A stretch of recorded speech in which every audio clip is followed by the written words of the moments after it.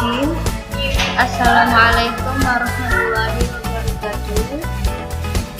Alhamdulillah kita telah memasuki pertemuan ke-19 dan kita akan membahas tentang bab batasan aurat dan juga rukun-rukunnya sholat. Yang sebelumnya kita telah membahas bab syarat sahnya sholat yang ada 8, yaitu suci dari 2 hadas, suci dari najis, lalu aurat, lalu ada sunat, lalu mengetahui masuknya waktu sholat, mengetahui fardunya wudu, tidak meyakini fardu-fardunya sholat sebagai kesunahan, dan juga menjauhi perkara yang membatalkan sholat. Lalu bab yang telah kita bahas yang kemarin juga bab macam-macam hadas yang ada dua, yaitu hadas kecil dan juga hadas besar. Nah, kita akan memasuki bab batasan aurat dan juga rukun-rukunnya sholat.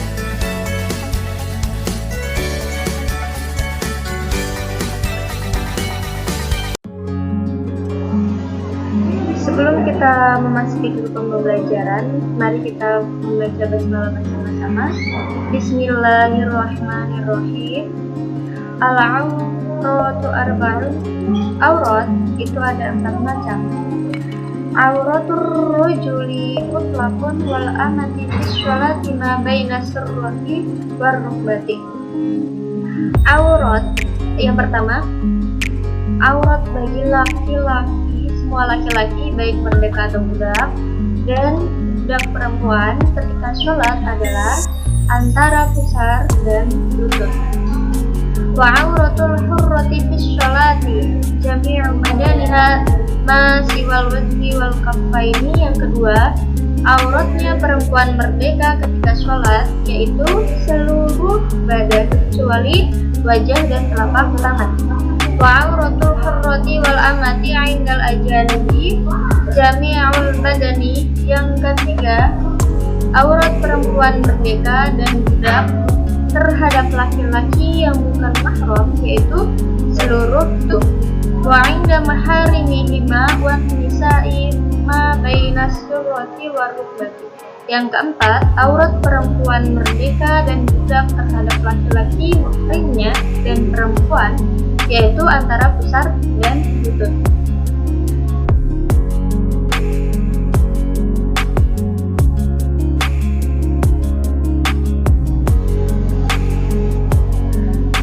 Faslun arkanus sholati sab'ata asyara.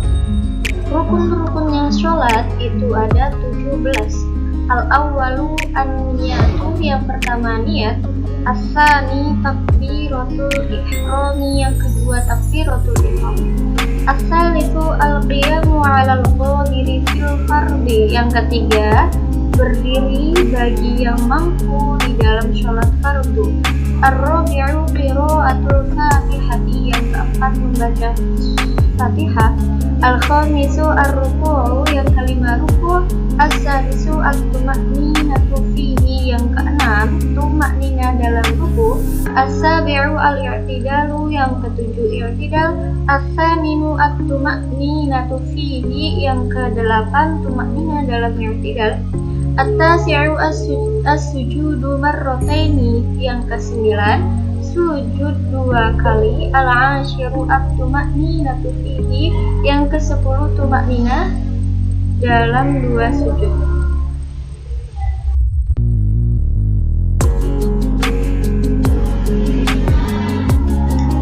Al-hadi asyaru al-julusu baina sajdataini, yang ke-11 duduk di antara 2 sujud. At-tsani asyara at-tuma'ninatu fihi, yang ke-12 tuma'nina dalam duduk di antara 2 sujud. Ats-tsalisa asyara at-tasyahhudul akhiru, yang ke-13 tasyahud akhir. Ar-rabi'a asyara al-qu'udu fihi, yang ke-14 duduk dalam tasyahud akhir. Al-khamisa asyara as-sholatu 'alan nabiyyi fihi, yang ke-15 sholawat terhadap Nabi dalam duduk tasyahud akhir. As-sadisa asyara as-salamu, yang ke-16 salam. As-sabi'a asyara at-tartibu, yang ke-17 berurutan.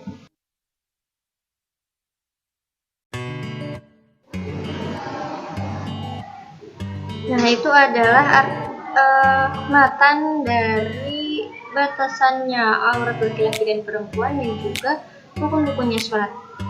Perlu kita ketahui, aurat itu apa sih? Aurat itu adalah sesuatu yang hina atau sesuatu anggota badan yang harus ditutup dan dijaga hingga tidak menimbulkan kekecewaan dan malu. Artinya aurat itu harus ditutup. Tadi adalah sesuatu yang hina, jadi harus ditutupi agar tidak menjadi hina. Mengapa harus ditutup? Karena merupakan bagian dari kehormatan manusia.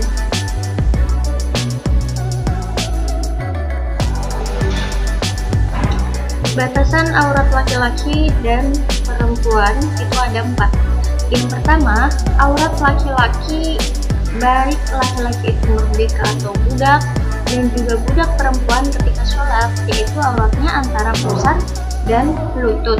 Jadi dari pusar sampai lutut. Ketika seseorang laki-laki merdeka atau budak dan budak perempuan ketika sholat, antara pusar dan lututnya itu ketika dia ruku atau sujud, itu dari pusar sampai lututnya harus tertutup. Ada saja ketika seseorang sholat, ketika ruku dan juga sujud itu bagian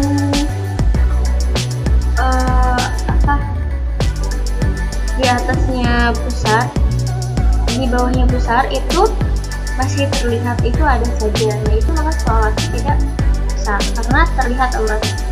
Lalu yang kedua, aurat perempuan merdeka ketika sholat, yaitu seluruh badan kecuali wajah dan telapak tangan.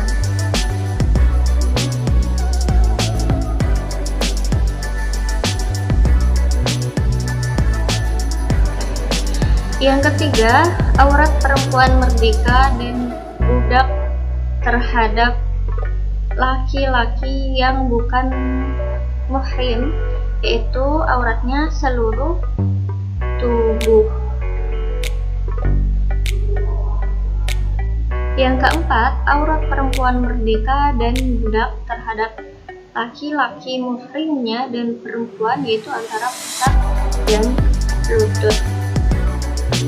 Perlu kita ketahui bersama bahwa Islam datang itu hakikatnya untuk menghilangkan sistem perbudakan. Apa buktinya?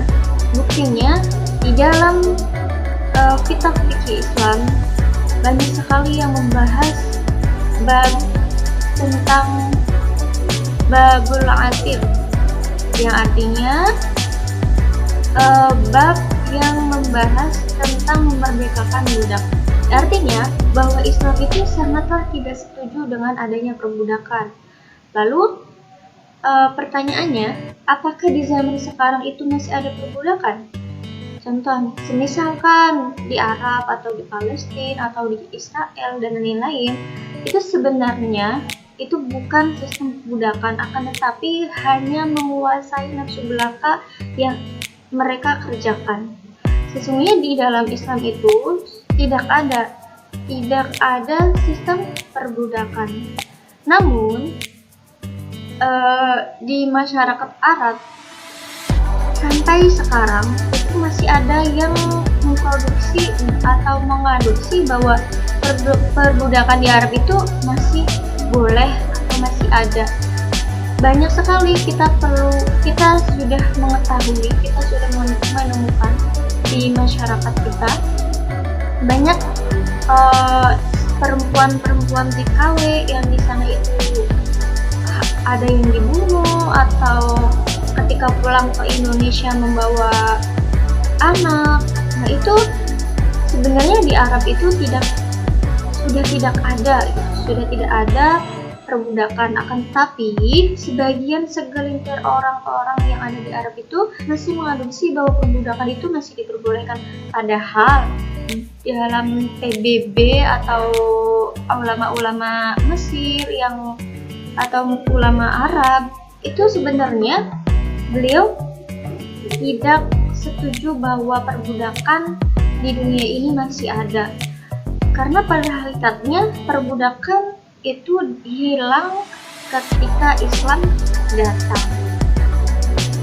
Nah, di sini di poin 1, 2, 3, dan 4 itu tidak ada membahas auratnya seorang banci, atau dalam fikih itu biasa disebut hungsa.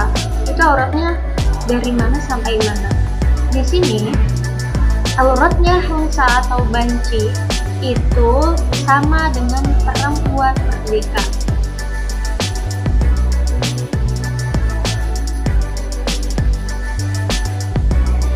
Nah, bab yang kedua yang kita akan bahas itu rukun-rukunnya sholat. Apa sih yang dimaksud dari rukun-rukun sholat itu? Rukun sholat itu sesuatu yang harus dipenuhi untuk sahnya suatu pekerjaan. Artinya ketika seorang melakukan sholat lalu meninggalkan rukun-rukunnya sholat, walaupun hanya satu, itu bisa membatalkan sholat.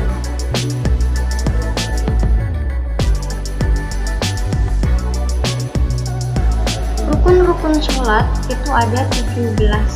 Yang pertama yaitu niat. Niat di sini itu berada di dalam hati.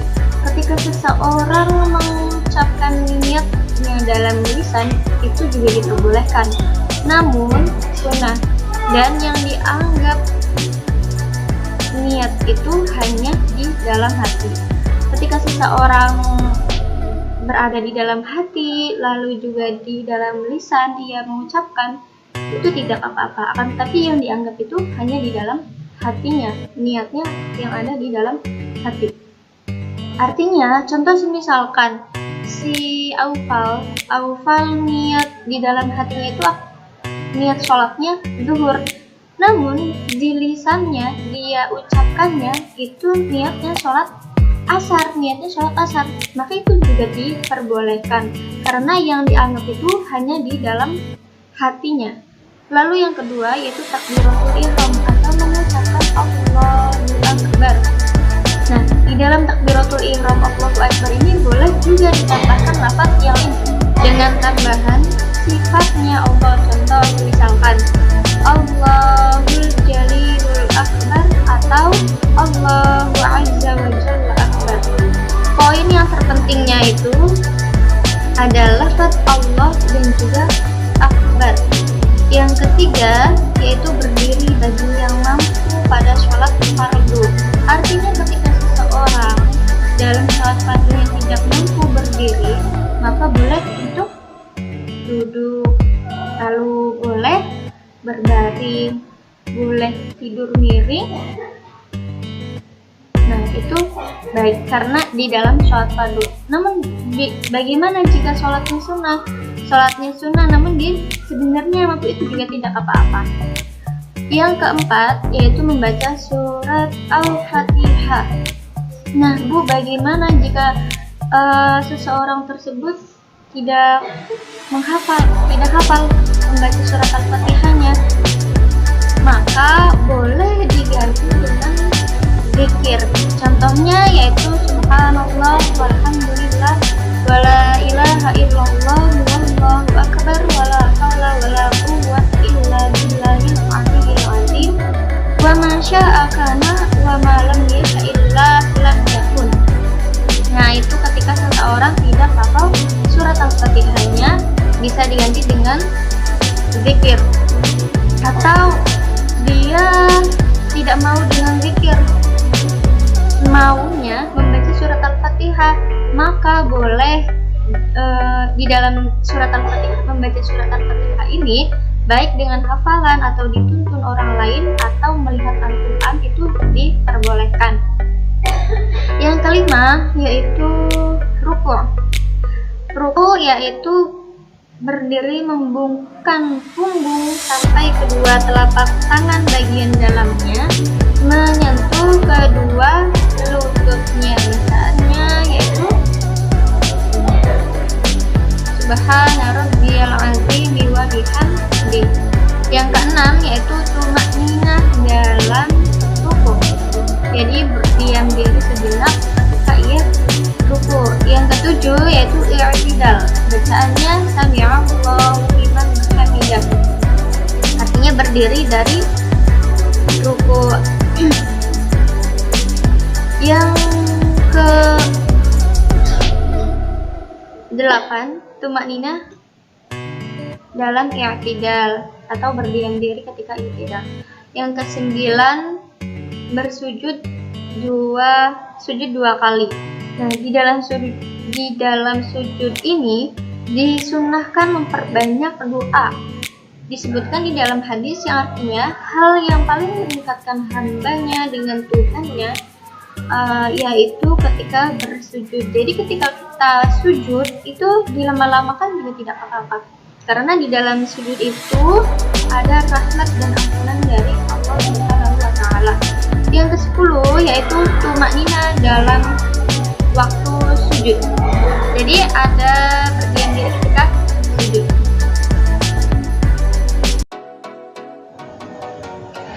Yang ke-11 duduk di antara dua sujud, artinya duduk tegak. Bacaannya Rabbi ghfirli warhamni wajburni warfa'ni warzuqni wahdini wa'afini wa'fu anni. Yang ke-12 yaitu tumakninah di dalam duduk di antara dua sujud. Yang ketiga yaitu tasyahud akhir. Di dalam tasyahud akhir ini ada syarat-syaratnya, yaitu mendengar bacaannya sendiri, lalu harus memakai bahasa Arab, lalu duduk dalam keadaan duduk, menggunakan huruf-huruf yang benar, baik hurufnya atau tasydidnya, dan juga tartibatnya berurutan. Bacaannya itu harus berurutan. Yang ke-14 duduk tasyahud di waktu tasyahud akhir. Jadi ketika tasyahud akhir itu harus duduk. Yang ke-5 membaca bersholawat kepada Nabi ketika tasyahud akhir. Bacaannya seperti apa? Yaitu Allahumma sholli ala sayyidina Muhammad wa ala ali sayyidina Muhammad. 16 salam. Bacanya assalamualaikum, paling sedikitnya, paling banyaknya yaitu assalamualaikum warahmatullah. Yang ke-17 yaitu tartib atau berurutan, artinya semua rukun-rukun ini harus berurutan dari 1 sampai 16 ini harus berurutan. Tidak boleh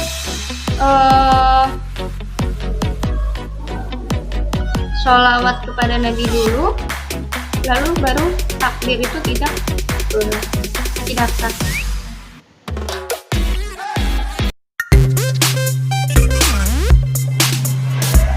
Alhamdulillahirrabbilalamin. Materi kita telah selesai membahas tentang batasannya aurat bagi laki-laki dan juga perempuan, dan juga rukun-rukunnya sholat yang ada 17. Semoga teman-teman bisa memahami pembelajaran pertemuan ke-19 ini. Jika ada pertanyaan, silahkan dengan senang hati Ibu menunggu pertanyaan dari teman-teman.